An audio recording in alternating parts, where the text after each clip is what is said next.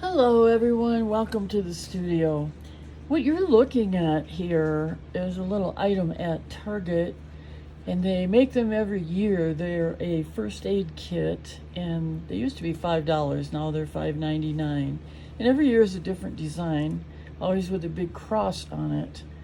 And back in 2023, a friend of mine told me how she converted this little thing to a wonderful travel kit for sketchbooking.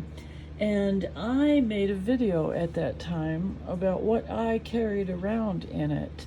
And video was made in 2023, and this is 2026.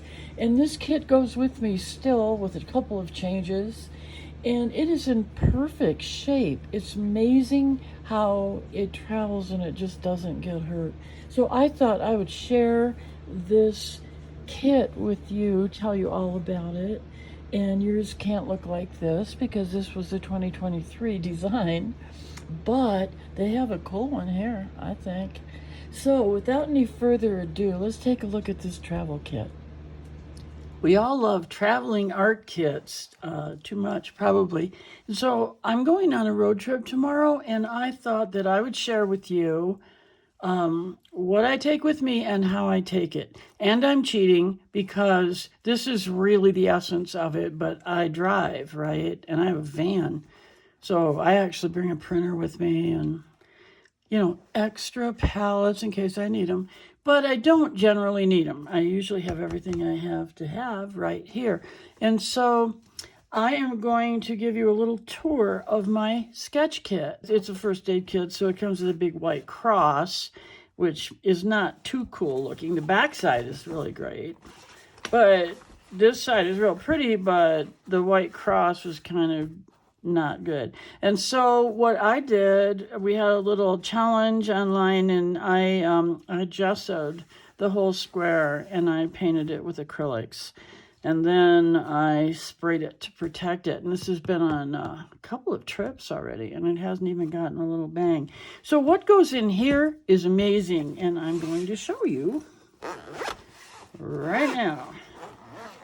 And I swear you won't believe it. So let's see. Here we go. This is a folded paper towel, actually 2 thicknesses.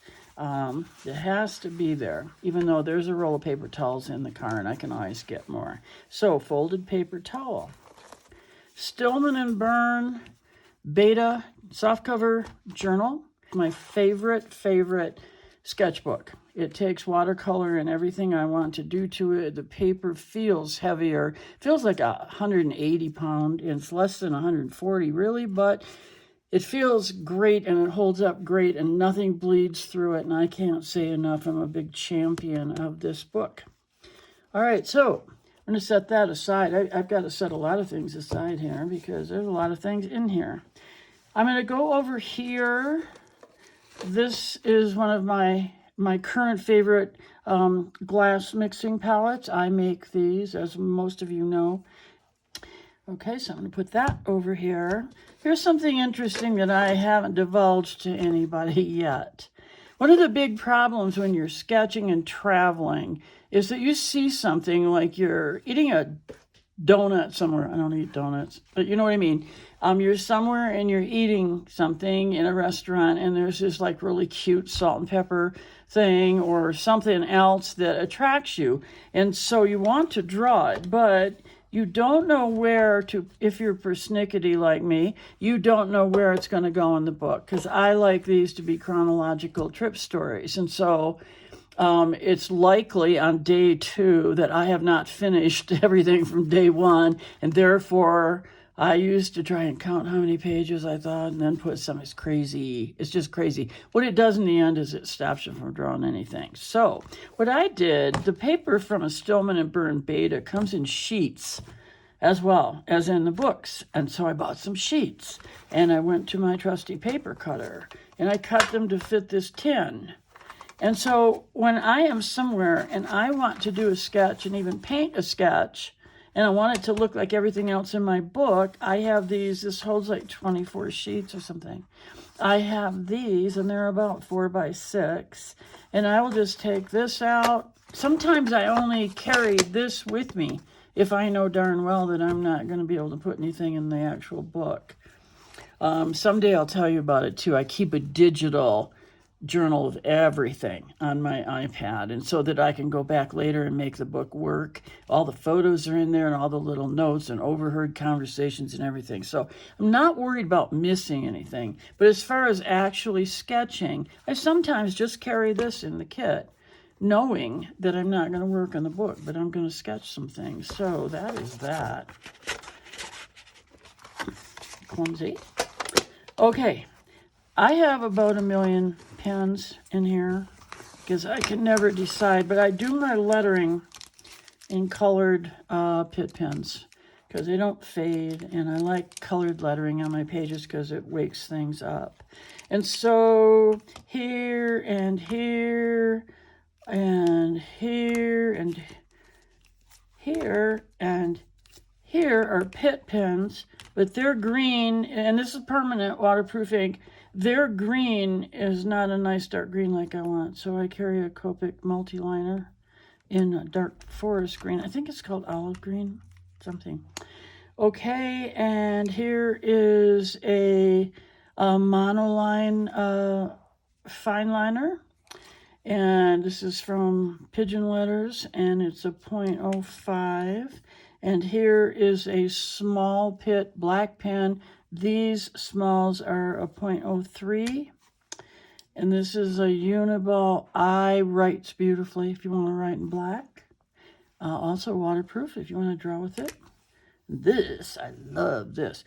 I love this crazy pen. It makes a scratchy line on cold press paper, but it can make a nice straight line too, but I know nobody likes those out there but me.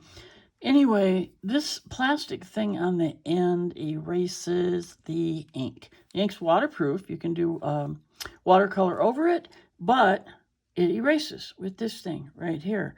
Now, since it would erase because it was friction, and it's called friction, I thought, would heat just get rid of it? And it's amazing. So you can take a hairdryer.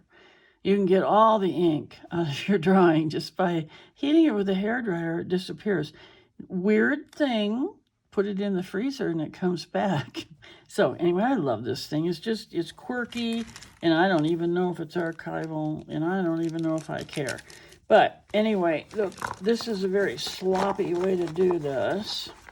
And what I have to do usually is stick those in there, stick in my paper cartridge holder thing, box, and then put the remainder sort of in here. And then that all works out because that's kind of flat.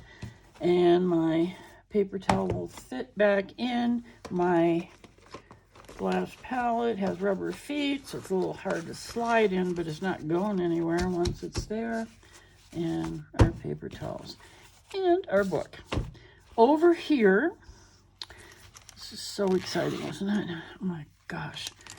Okay, eraser. I like the soft white vinyl erasers. There are 2 white chalk markers in here, and the reason for that is when I recently told you all about it, I discovered that I have been using this one for a year. And so I thought, it'll just be my luck. I'll be somewhere, and I will pull it out, and it's just so important to me. I have to have this guy. I'll pull it out, and then it won't have any paint left. So bringing it back up. This is from the 4-pack that I told you. And look, pretty white. Okay. All right. 2 rulers. I cannot be without a cork back, so that I can make it hold still if I need to. This is a 6-inch, and it's this is Bates. Westcoat makes one. Very inexpensive on Amazon. And likewise, this is a grid ruler, and Westcott makes this, and it comes in fourths, and it comes in tenths. This is awesome because when you need to measure things. It's so much easier for an artist's brain to count big square, big square, big square, and 2 small squares than it is to, do the eighths and the centimeters and all that. And also you can do this, where you can align this line up with the edge of your page, and you're going to know that you're making a line that's parallel to the edge of the page. So gotta have them. They take no space, which is really good. Oh my gosh. Okay, my favorite water brushes are the Niji, and they're by Kuretake. And Kuretake has their name on other ones too. But anyway, when they're brand new, I always carry a small, because they constantly wick water to the tip, and the larger ones are too much water for a sketchbook, in my opinion. Anyway, so this is a nice new one with a nice tip. And then my really scrungy ones are awesome, because I use them to vignette, to scrub in my backgrounds from watercolor pencils. And I carry 3 of them with me. I don't know where the other one is. Oh, there it is, hiding. Okay, in my style, and I do a lot in the Southwest, so I carry a yellow ochre and a burnt sienna kind of thing, and a sky blue. And so I put in my vignetted backgrounds, but basically it's a scrubby, yucky, used up water brush working from the lead of the pencil. Great big brush for who knows what. You just sometimes want a big wet brush. My favorite brush is the Escoda Versatile. And there's a story to this, because a few years back there was this thing going on with Fish and Game in the United States and Russia, and sable was not allowed to be imported, even after it had been made into brushes. So it was crazy for about 2 years. All the watercolor artists just went insane, and so did the companies making the beautiful red sable brushes. And so Escoda, who is one of the most incredible red sable brush makers in the world, decided that they would really take it on to make a substitute. I was really happy, because I love animals. So I don't really like having animal hair, even though it performs so beautifully. And so I'm talking about this one and the brown one, and I think there's another one in here, but I don't know. Anyway, because these are Filbert's, different story. This is number 4 and a number 2, which I usually carry. Escoda Versatile. Can you read that? They're not cheap, but what they did, and they did it with the help of a lot of artists, a lot of feedback, is they made the closest thing I've ever seen to a red sable brush. The only difference is that they eventually wear out. And they last a long time, but a red sable brush will last your lifetime. And these really won't, because the synthetic will wear down, but boy, does it perform like a red sable. So I love them, and I carry a 2 and a 4. And then these I cut down, and they're my favorite Filberts, and they're so inexpensive. These are very well used, but they have these round, soft shoulders. And I do a lot of subtle, touch up and blending, and these are just so perfect, barely damp, and then just use a little edge. So the hairs never fall out of these, though, and that's amazing on a, I don't want to say cheap, affordable brush. Okay, so I've got 3 sizes of Filberts here, and they're purely with me for blending. And I have a platinum carbon fountain pen that I barely use, because I don't know, fountain pens and I. But I'm thinking of buying a Lamy Safari and seeing if it changes my mind. So far, I'm carrying this guy. This is a mechanical pencil with my beloved 3H lead, which erases without a trace. Now, that's beloved, but truthfully, I love the 3H pencil, period. And my favorite is the Tombow Mono. and I buy these Pentel white erasers that go on the end. But I have a little sharpener in here, but I don't like using it, and so I carry a mechanical pencil with the 3H lead as well. And finally, there's a little pencil sharpener. Oh, little container of leads in case I run out. Yeah, that's going to happen, right? Anyway, it doesn't weigh anything. It's little, so it can be in here. I love this, and you can't get them anymore where you can unscrew this. But this was a crappy paint set, and all these trays come out, and they have this crappy paint in them. And so I got this idea of having a big project that would take me a long time. And this was still when the gallery was open. I didn't have any time, and I did it anyway. I took this whole thing apart, popped out the cakes, diluted my tube watercolor till I could pour it into these. They were all out of here, so you could set it straight. And then I made my own little color charts on the end. I don't have any names on them, but this is a travel deal. But I have 42 colors here, and they're all color separated. This is so cool.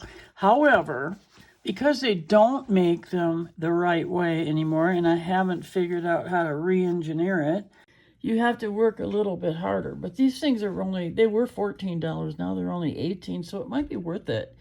And by work harder, what I mean is that you will have to, you can open these up, you can pop the crazy paint out, but you're going to have to support each one as you fill it, put little, I don't know, Scrabble tiles or something, so that your paint can dry flat and not, run over the edges. Anyway, it's so worth it.